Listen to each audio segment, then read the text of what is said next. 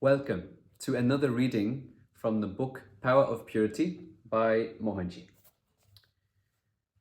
This reading is on the presence of masters, and the question is this: does the presence and proximity of a higher master purify us? The answer: absolutely it does. Tamas, inertia, will be non-existent in the presence of a higher master. Just being in the presence of a higher master will help the seeker to elevate. Ramana Maharishi used to sit silent, just like Ramakrishna Paramahansa. No questions, no answers. Yet, just with their sheer glance and presence, they used to create internal shifts in those who came to them. First of all, unless you're eligible, you cannot get to a higher master. After achieving eligibility, if you are still not interested to reach higher masters, it's your inertia.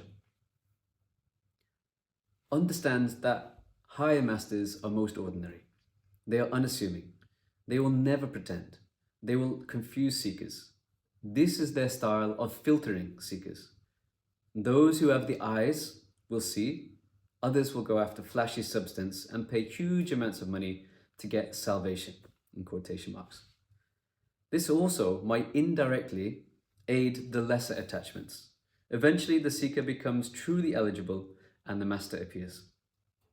The seeker would be surprised to know that the ordinary person with whom you meet every day, whom you take so lightly, might be the true master. The true master will not stand to prove anything. They will just mirror your own self. They only guide you to yourself. Yourself guides you to God.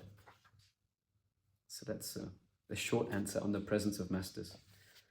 I've lived with Mohanji, who wrote this book, who was for sure a master. And so that first point of absolutely it does, tamas will be non-existent, inertia, that's the laziness, procrastination, postponement, delay.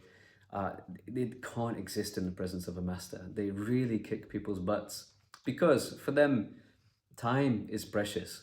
And if you're not using each moment, each opportunity for your own completion and your own higher awareness and just settling in your own comforts, then what's the point in being with a master? So it's something which they do. They kick people from tamas, procrastination, into activity, which is rajasic activity, and then eventually into selfless activity, sattva. So this is the evolution.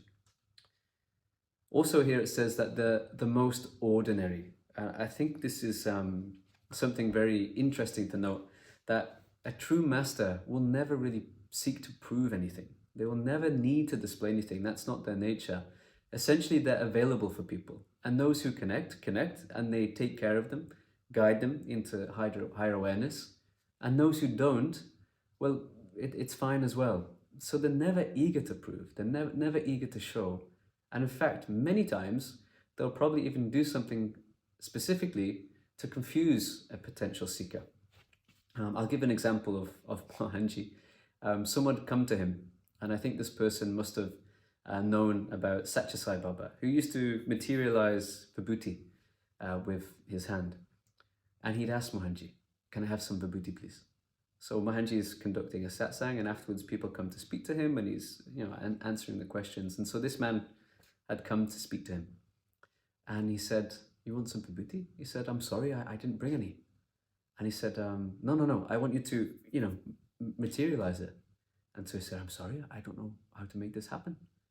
And so then the man, completely disappointed with that, left. What type of master is this? He can't even materialize the vibhuti. As if that was the criteria or crux, so potentially missing something much larger. And that's not to say Satya Sai Baba isn't a master, but that mindset of people going after the flashy, the gimmicks, can often lead people not to see a true master. And eventually here, when you meet a master, they're essentially just mirroring yourself. That's the outward manifestation of your aspiration to connect with that master that's already within. So the irony is that when you meet the external master, they end up directing yourself back to yourself. So that was a reading from the book Power of Purity by Mohanji on the presence of masters. My name is Chris. This video is from the Mohanji Centre of Benevolence in Scotland, where we have sessions, workshops discussing many of these things and structured programs to help people in higher awareness. Thank you for watching, and do leave comments, recommendations, or even requests for readings in the future. Thank you.